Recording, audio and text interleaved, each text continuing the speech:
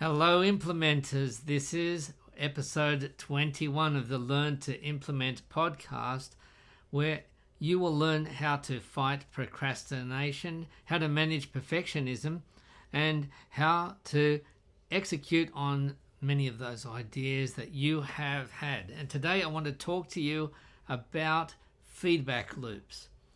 You see, the thing is, when you have a good idea for your business or for other things in your life, the temptation is maybe to get excited initially, maybe even to make a start on it, and then to start to dream big because you get excited. The problem is that it takes a long time before you actually see the fruit of your work. You plant the seed and then you go back in 10 minutes and you say, has it grown yet? And it's a real struggle. And what happens is that you get excited and then you hit some obstacles and maybe you push through them or maybe you don't. And then you get a little bit further on and then, you just say it's not working. This has failed. I'm a failure because you're not seeing the results that you want quickly enough. And everybody's going to tell you, be patient, it's going to take time. This is not going to be an overnight success, but still you are beating yourself up and you are just giving up. Or you're just not exactly giving up, you're just not getting back to it. You do a little bit here and then you get excited about something else and do a little bit on that and then you get disheartened. And then and then on to a third thing, and then you think, I never got back to the first thing. Does this sound familiar to you?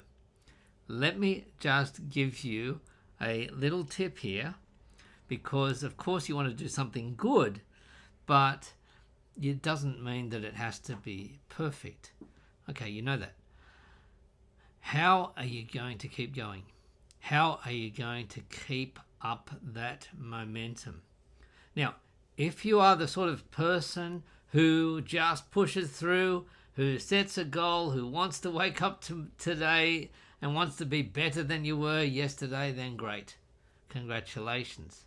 I'm not like that, and perhaps you are not like that either if you are watching or listening to this Learn to Implement podcast. So how do you get through? How do you? Do you just set some time on your calendar? You set aside some time every day, block out some time. I'm going to be working on this. Yeah, look, you can do that once again if you have the discipline. What I find, however, is that I don't have that sort of discipline. I get distracted. And so what I do instead is this. I move the goalposts. And what that means is that I have built in feedback loops. A feedback loop, we often think of the word feedback in a negative sense. Hey, can you give me some feedback? Or an employer giving feedback on your quarterly review or annual review, giving some feedback. Basically, that's a way of saying, how bad was I? That's what it feels like. And you don't want that sort of feedback. But the feedback loop is a way of saying, I have made this, I have done this far, I have gone this far, and I'm going to keep on going. The feedback loop is a way of hearing back quickly, saying, this has worked, this really resonated with me, or maybe somebody is going to ask you, wow, how did you do that? How did you do that so easily? Now, it's not, for example, if you're writing a book, I heard of somebody who wrote a book and he has an email list, and his emails, when he sends out an email, he gets replies straight away. He's got a very large email list and he gets replies straight away saying, wow, this was a really helpful tip. This was a great email. But when he wrote his book, it was very different, because it was a 3 or 5 year journey. And so there's no feedback. You're wondering, is anybody out there? So that's why the important thing is to build in some sort of response, some sort of feedback, some sort of recognition that you're on the right track, or even that you're on the wrong track. That's okay as well. If you get some message back from somebody to say this really resonated with me, or this didn't resonate with me, or could you, what you've just explained is good, could you elaborate on this point here?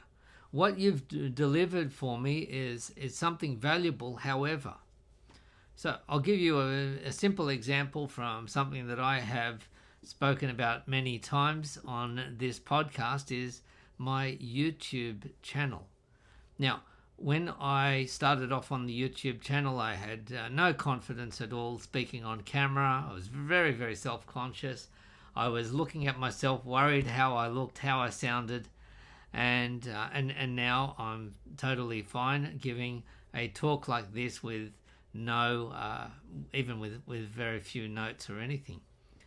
Now, the thing is that I have got feedback, not the feedback of thinking, I wonder what they're thinking about me, but the feedback of people occasionally commenting on my videos that I have created, saying, wow, that was really helpful. You saved me. Thank you so much for doing this. And that is one of my many, many feedback loops to tell me, hey, I'm on the right track.